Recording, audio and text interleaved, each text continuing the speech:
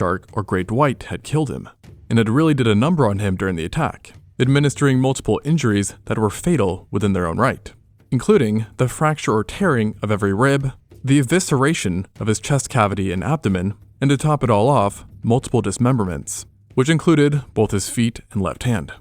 These missing extremities also helped to tell researchers that the poor bloke was alive in the initial attack, since he likely used his hands and feet to defend himself, during which they were then bit off. This got rid of the possibility of the whole thing being a scavenging event as opposed to an attack, but led to a new question of why the shark had attacked him in the first place, as it was his left leg that bore the most deep bites, heavily implying an unprovoked ambush attack. And the answer was hidden in his bizarre final resting place.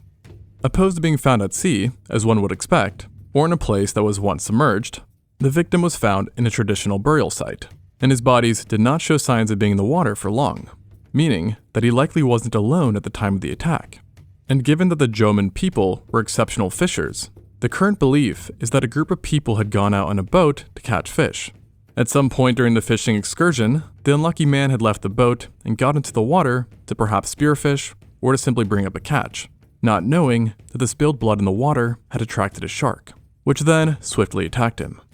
Seeing he was in danger and under attack, the others that were with him then came to the rescue and pulled him up, but it was already too late, and the only thing they could do was bury him, as he likely died well before reaching the shore.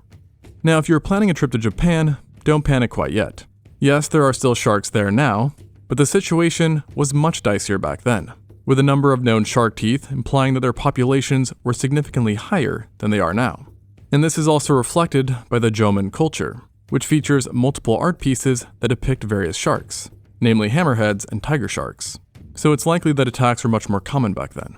Now clearly, this particular incident had a rather regrettable ending, but not all horrific injuries ended so poorly, as sometimes ancient humans not only survived traumatic wounds, but even thrived afterwards, as best showcased by the world's oldest known amputation, which dates back to 31,000 years ago.